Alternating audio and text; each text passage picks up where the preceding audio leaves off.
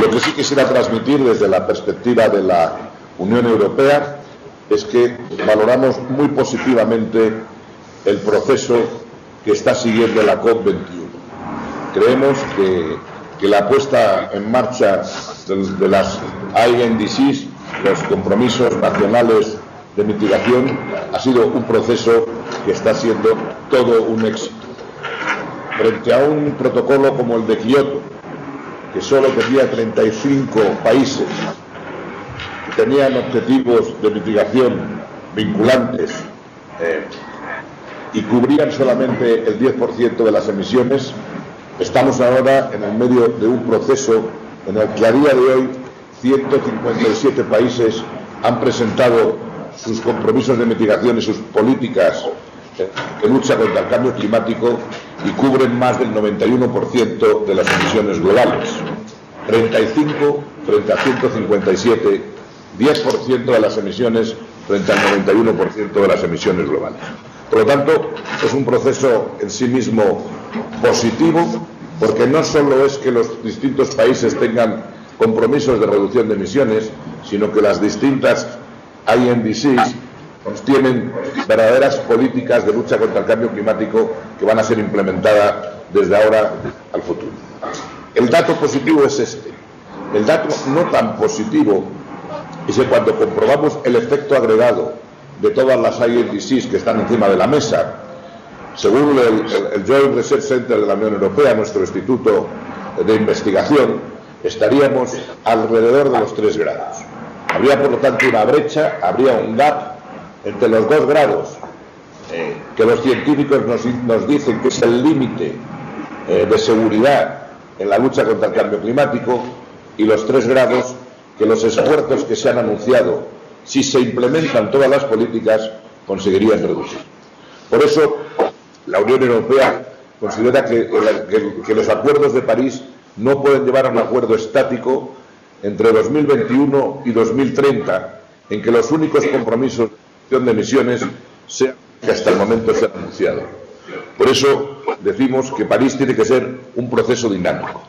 Y un proceso dinámico requiere una visión a largo plazo, un objetivo de reducción de emisiones a largo plazo, que no solo es contener el calentamiento global en 2 grados al final de este siglo, sino que tenemos que tener una senda de descarbonización de la economía con objetivos también en el año 2050, que para la Unión Europea el objetivo deseable sería que pactáramos una reducción de emisiones del 50% en el año 2010.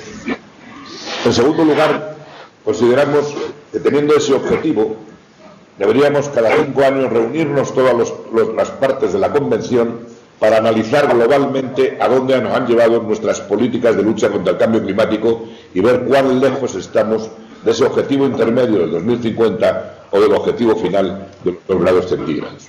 Y para eso necesitaríamos pactar ese proceso de evaluación colectiva, que es un proceso que no es punitivo para señalar a un Estado a otro, sino que es un proceso para globalmente analizar dónde está la humanidad en la batalla contra el cambio climático. Pero para eso se requieren unas reglas de contabilidad muy claras, mucha transparencia en la información que se facilite con estándares comunes para permitir comparar, analizar y valorar. Este sería el objetivo fundamental que la Unión Europea tiene.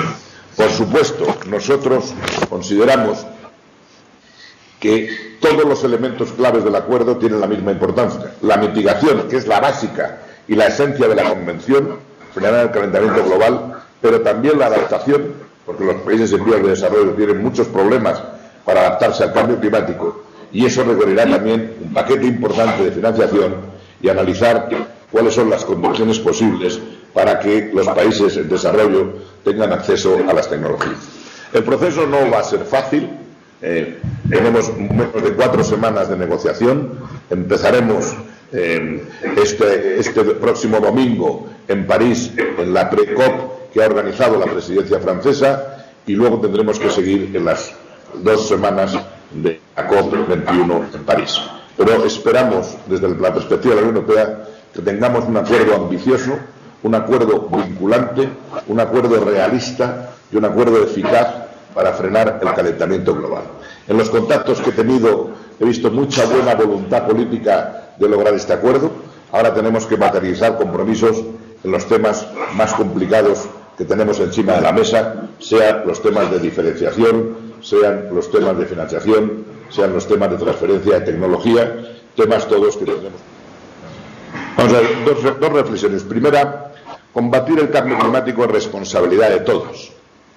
Por lo tanto, todo el mundo tiene que moverse y poner en marcha sus propias políticas. Y todos los Estados responsables tienen que tener políticas de sostenibilidad en todos los ámbitos y singularmente en la protección de sus masas forestales. Eso es obvio. En segundo lugar,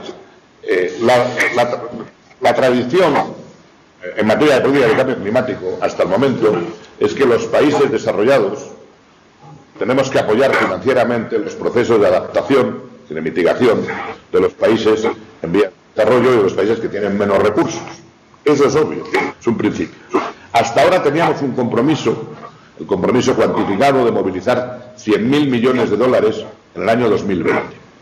Los últimos estudios que ha hecho la OCDE y que ha puesto en marcha una metodología para saber cuáles son los recursos públicos y privados que se movilizan en apoyo a la financiación de cambio climático, ponen de manifiesto que en el año 2014 habíamos movilizado 62.000 millones de dólares.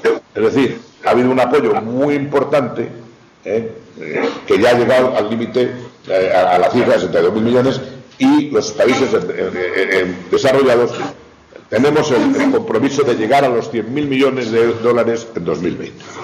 Eso es claro. Entre medias yo puedo decir qué va a hacer la Unión Europea. La Unión Europea es el bloque de países desarrollados más solidario. Primero, en cooperación al desarrollo.